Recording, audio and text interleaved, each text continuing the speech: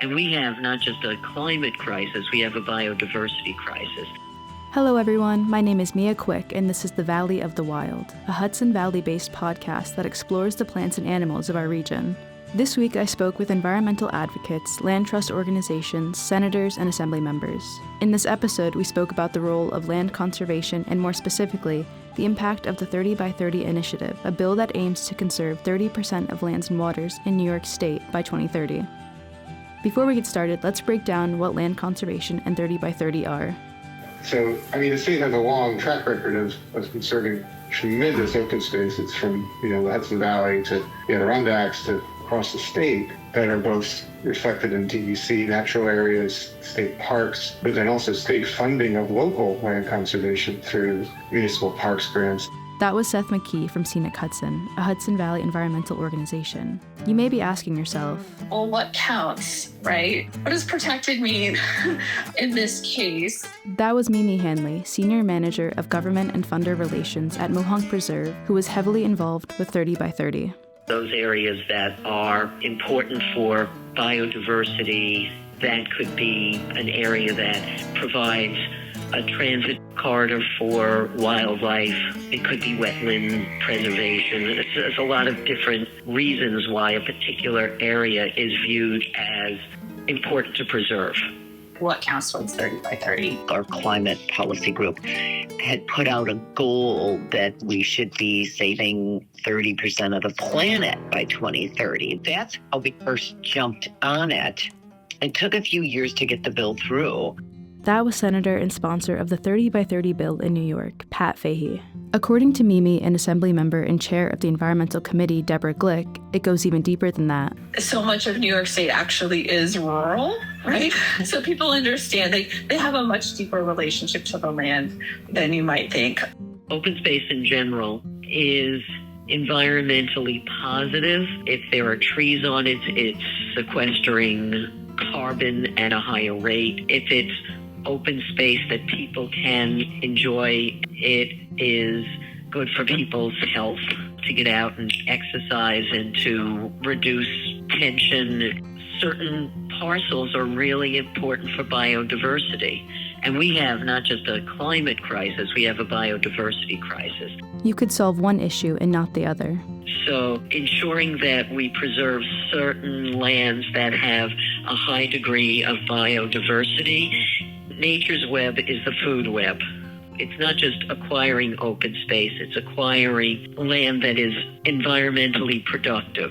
Wetlands, certain kinds of forest land, certain kinds of grassland, because there are certain creatures that can only be in certain environments. New York is such a heavily forested state, like 60% forest cover or something like that when you look at the entire state of New York. And the vast majority of those lands are under private ownership. And we know that forests are really important to climate change. The rate of forest land conservation and preventing conversion of those lands as the climate warms can be increased. It's going to do a lot to maintain quality and quantity of water. It's going to do a lot to provide clean air, right? As our own atmosphere declines, those forests are playing a critical role. Wildlife corridors are also a high priority of the 30 by 30 goal. These corridors connect conserved pieces of land to one another so animals can pass through, undisturbed by people. Small frogs to grizzly bears use these bridge spaces, and most groups have wildlife corridor strategy that really is about landscape resilience that we employ as well. And that takes us, throughout the county. So we have, these areas that we've identified as being important, both ecologically and agriculturally, and also for scenic reasons. Conserved land can also be a hotspot for tourism. This can be seen at places like Yellowstone National Park, famously known for its roaming bison and reintroduced wolves. From an economic perspective, those forests are important as well. People also visit for the quiet. The vastness of the park's 2.2 million acres of conserved land makes it difficult to hear things like planes or anything other than natural sounds. So from where I was sitting, it was like, this would be an important way to make sure those forests don't get converted to other uses so quickly that we don't have, that we're losing a really important front line of defense in the face of climate change impacts. communities can benefit as well. We do bring people, right, who come for recreation here on the ridge. So, and those people spend money, whether they're like picking up new gear or they go out to dinner afterwards or they get a coffee on the way. Like people are spending money here because of the protected lands. Open space can mean more than forests full of trees or stretches of water. It can include our farms too. 98% of New York farms are still family owned. And I think we are, the opposite of what you would see out west, where they're much larger corporate farms. So the fact that New York still has this is many of those farms are small farms. It's really important that we continue to help them be creative. Farmers, like everyone, is getting older, they have modest needs, and their wealth is really tied up in their land, right? They don't have a lot of extra money, and forest owners actually fit the same kind of demographic box. I mean, that's less well understood. We've included actually some provisions more recently in our easements to ensure the affordability of those farms to farmers, so they can remain in agriculture. Land trust organizations use a few different methods to make acquiring land an easier process. It's a tool called a conservation easement, but I think the easiest way to understand it is private agreement that's voluntary, and we have purchased those restrictions from landowners as well as accepted donations of them. If there's an easement on the property, it could possibly help support the perpetuation of it in farming and make it easier for another owner to come in and farm it. That's Pete Lopez, Executive Director of Policy, Advocacy, and Science at Scenic Hudson. You basically remunerate the property owner, and then they still have access and use of it, but the development piece is already compensated for. The landowner is going to keep managing the property. So overall, in some ways, it's really a great deal for the state because they get the benefits of the protection without the long-term liability of having to manage or own the land themselves. So what troubles face a movement as big as 30 by 30? We are not moving fast enough to meet it. There were larger tracts. Perhaps a forestry company was selling off thousands of acres, and the state could make a purchase that would encompass a very large area. We are down to smaller segments. These are real estate transactions. It's not as simple as a consumer transaction. The issue of title insurance also plays a role in setting the state back. An area in North Hudson called Frontier Town Campground spent roughly $50,000 on figuring out the history of the ownership for the property alone. The state looks back, 200 years at the chain of title on properties, and sometimes it finds things that are ancient issues. And so if they find things that are really old, like maybe old rights, and can't even find the heirs to them that would be able to exercise those rights. How can they deal with this? Pay for private title insurance. And New York has never done that, but every other state in the country does. So we're working with the state to advocate for the use of private title insurance. The state has some really unusual ways of doing land transactions that no other state does. We all want to see the pace of land conservation pick up, get back to where we were 10 years ago or so. The state, in my opinion, is underfunding the open space account, part of the environmental protection funds. The governor keeps sort of trimming back on that line and the legislature puts it back. We have to acquire a lot of land in order to reach the 30 by 30. So it's a tall task at this point, but we shouldn't have unnecessary obstacles in the real estate transaction world. That shouldn't be stopping us. What'll stop us is whether or not there are enough parcels of enough size to move us more quickly. Land trust organizations are in a unique position to help the state near its goals of conserving 30% of lands and water by 2030. They aren't limited in the same way that the state or state organizations like the Department of Environmental Conservation, or DEC, is. A group like Mohawk Preserve, so first of all, we have 8,000 protected acres right now, which is great. When you look at county by county, Ulster County is doing pretty well in terms of its ability to get to 30 by 30.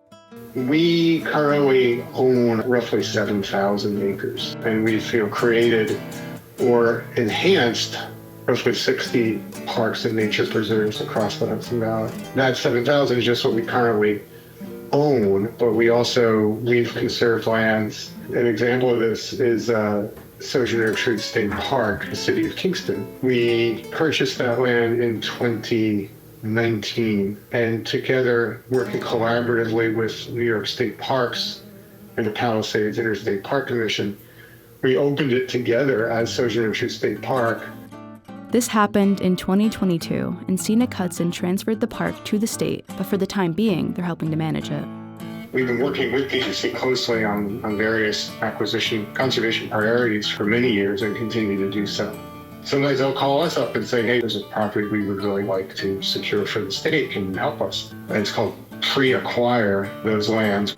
And what the state gets out of it is that it gives them more time to get the transaction together. They just can't move that quickly. And then obviously the public benefits because you avoid conversion there, because if the private landowner had to wait for the state to get ready, it could take years and years. And oftentimes the landowner can't wait because, the carrying costs of holding on to land are really high. And because property taxes are high in New York.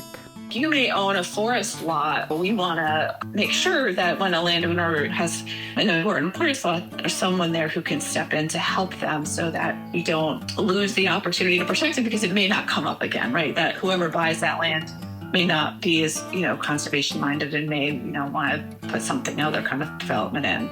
A lot of conservation groups are small and under-resourced and can't necessarily handle all of the cost of acquisition. And so one idea is for the state to advance some of those costs to empower the nonprofit sector to conserve more land directly and in partnership with the state. So these are all things, if we could wave a wand, we'd love to see all of these put in place. Each land trust organization and state agencies like the DEC have different methods of managing land after they've protected it. The preserve has a focus of conservation and recreation. We sort of have these two pieces to our puzzle. And so we rely on science to tell us how to manage the land. And we have a whole conservation science team. So people who, work on this stuff every day of the year. They're monitoring our bird habitats and they do periodic bird counts and insect counts and weather studies that have been happening for decades.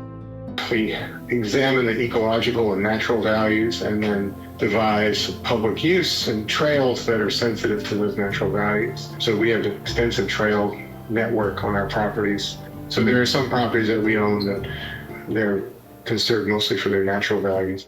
So say with a field, right? So if you're on Butterville Road and you look up and you see these beautiful fields, the things that our scientists are looking for and our volunteers who are trained to do this is what are we seeing growing in those fields? Are we seeing goldenrod and grassy plants? That's telling us that the field is doing well. Are we seeing birds coming and doing their breeding? This tells Mimi's team when they need to avoid mowing the fields because they don't want to mow when ground nesting birds are raising their babies. When they see woody plants coming up, that tells them. But you have to look at the land, and it's telling our volunteers there's this woody vegetation coming in. We need to make sure we mow or just take some other type of action on this field to make sure it stays a field. Because field habitats, especially the borders of the fields and the forests, are important for certain species, and we want to be able to provide that habitat. So those are the kinds of decisions that we'll make. DEC really focuses on habitat values even before public access, so they're very careful about what they allow. But they do generally allow hiking, hunting, and fishing on lands, but it's very site-specific. The agency is very, very tactical with how it looks at the property. They manage the lands for multiple purposes, access, habitat, etc. So it's just using that scientific data to help guide the work of our stewardship department, who are out there doing work on the land, like trail building, clearing culverts, making repairs, things like that. 30 by 30 requires conserved land to be properly managed so that instead of becoming another property to check off of the bucket list, protected land is actually benefiting the environment and animals within it. The biggest success story was probably the return of the peregrine falcons to this area after the impacts of DDT. So that was something that was used decades ago, and it caused the shells of peregrine falcons to become very brittle and fragile so that they were not able to successfully have chicks, and their populations crashed. The peregrine falcons were reintroduced at Mohonk Preserve, and from time to time, they put up cameras to monitor them. They're so cool. They nest in high places. So you'll often hear about them nesting in New York City because they will nest on, like hawks too, will nest on tall buildings and bridges. But the peregrine falcons do nest in the gunks and at the preserve. And you'll see we close certain climbing routes on the cliffs depending on where the peregrines are. This is one example of how conservation can affect the larger ecosystem. Peregrine falcons are raptors at the top of the food chain, and if you listened to last week's episode, you know how they can prevent overpopulation of smaller animals like rodents or birds. For a certain number of weeks, we may need to close a wide number of routes to give that peregrine falcon couple plenty of room to establish their nest and have their eggs. Mohonk Preserve has to communicate regularly with the climbing community and visitors so they know what's going on. I do hike and run, and you can be walking and running on our carriage roads and hear the peregrine falcons and even see them. Like, it's really wild and beautiful. Once upon a time, 30 by 30 was a federal goal. In 2021, preserving 30% of land and water by 2030 was issued as an executive order. Under the current administration, it was revoked. Going forward, we need to be more aggressive about this. Farmers are incredibly nervous about these cuts that we're seeing at the federal level. Just as we were starting to get us on a few fronts, we now have the Trump administration cutting USAID, although the courts have forced him to restore some of that. But 40% of the USAID budget is goods that are farmed right here. If you're cutting all the funds for USAID, you're hurting farm industry. Fahey was most concerned with the state of farmers and how cuts to their programs could end up affecting us all. Now, the bigger concern on the horizon is how vulnerable farms may be with these cuts. The more you hurt farmers, the farmers sell and are going to bankruptcy, and more apt they are to sell. The weather alone makes farming very tricky and unpredictable at times. Many of these threats and the actual cuts are very disturbing. Did have some impacts from recent pausing of federal money. Luckily, the program that we take part in currently, the funding was unpaused. So for the moment, we're back online. It's crazy how much of an impact these things happen in these very unexpected places. You would look at Mohonk Preserve and be like, oh, they're having negative impacts from this. Mohonk Preserve is no longer experiencing a pause from federal funding, but the fear is still there. For payments to the Environmental Quality Improvement Program, which was run out at USDA through the Natural Resource Conservation Service. It's a program really designed for forests and farmers, for forest owners and farmers who are a forest owner. And so we take part in the program. Mohonk Preserve had a funding contract to do forest management work to address impacts of hemlock woolly adelgid, an invasive insect, on their forests. We had this real fire drill. The federal staff who work locally were amazing and, super helpful to us. And then the funding mysteriously was unpaused. So we just jumped back into action. It's tough. We as an organization have to make decisions about, how many staff do we have on? And we have, contractors that we hire to do work and all these things. If you lose funding like that, even when it's uncertain, it makes it harder to make good decisions. The Environmental Protection Agency administrator essentially says they're getting out of the business of protecting the environment, and it sounds like he thinks he's the Secretary of Commerce, more concerned about, lowering the cost of buying a car and running a business and heating a home. Well, if your home floats away, that's pretty cold comfort. Deborah is also concerned about President Trump's environmental policy. He's withdrawn from the Paris climate, but the reality is that businesses are already committed to those things. We're just going to have to, ignore some of the things, some of the edicts, and proceed state by state. If New York State overall receives less federal funding, it could have real downstream impacts on the environment if, funding gets pulled away, or, if the state is in a really dire situation, they stop making new contracts.